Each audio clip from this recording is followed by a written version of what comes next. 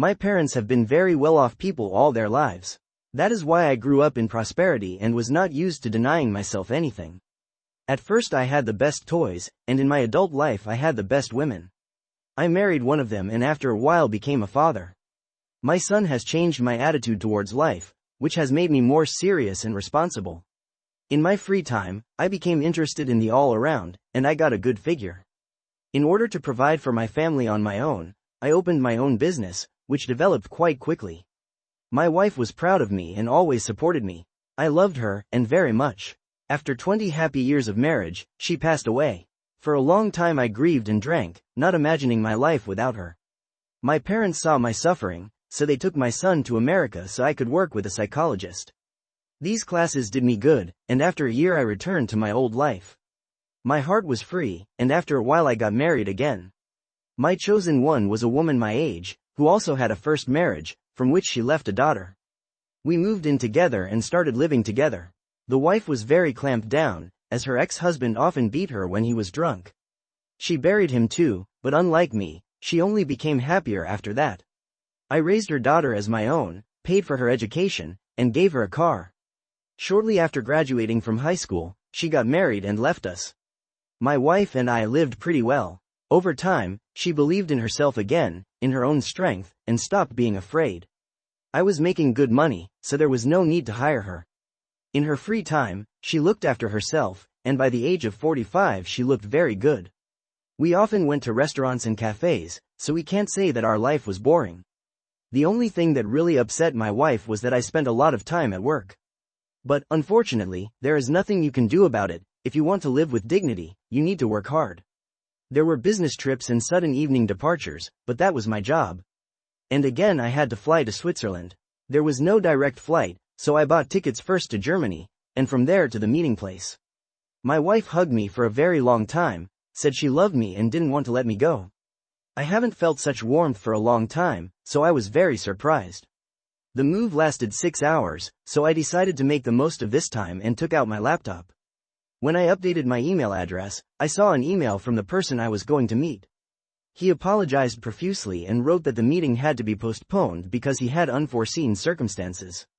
I was not upset, on the contrary, I was very happy. I think my wife will be glad to return soon. After buying a return ticket, I flew to Moscow and drove towards home, picking up a bouquet of flowers on the way. When I opened the doors of my apartment, I was very surprised because I did not find my wife at home. On reflection, I decided that she had gone to my country house, which I inherited from my grandfather.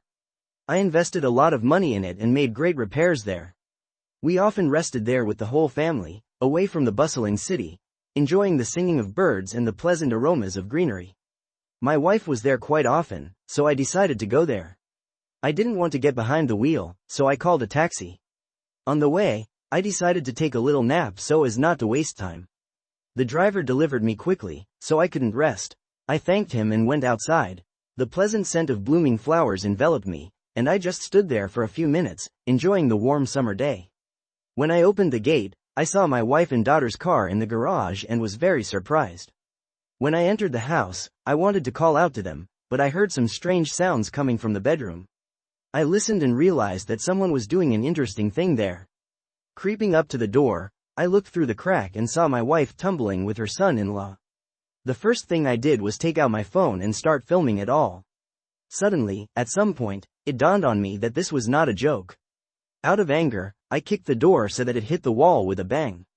My wife stopped and started yelling at me that this is not what I think it is. Well, of course, but how else? I pointed to my phone and told her that I had recorded everything, and now I will send this meaningless video to her daughter. Daughters. The wife covered her face with her hands and sobbed. My brother-in-law tried to pounce on me to take the phone away, but I quickly knocked him out with one blow. He fell to the floor and lay unconscious for a while. At that moment, I sent a video to my daughter, after which she called me back. My daughter was crying into the phone, screaming that none of this was true, so I suggested that she turn on the video call. My wife got down on her knees and begged me not to take anything off anymore. But I didn't even want to listen to her. How low it is to cheat on your daughter's husband. At that moment, I was so disappointed in her that being in the same room with her was disgusting. Nevertheless, I pulled myself together and turned on the video call to show my daughter the whole truth. Her daughter's tear-stained face looked like a red swollen tomato. I understood that all this was hurting her, but living in ignorance is not the best option. It's better to find out about it now than when she gives birth to his child. I turned the phone around and showed my husband's daughter with a broken nose, who, like a girl, tried to hide her face under the bed, and her mother, who was sitting wrapped in a sheet. My daughter thanked me and, squealing into the phone, put it down. I grabbed my son-in-law's pants, shook my daughter's car keys out of my pocket and took them away. I did the same with my wife's bag, but then I also pulled out a wallet with cards, keys to my house and apartment. After that, I demanded that they leave my house immediately.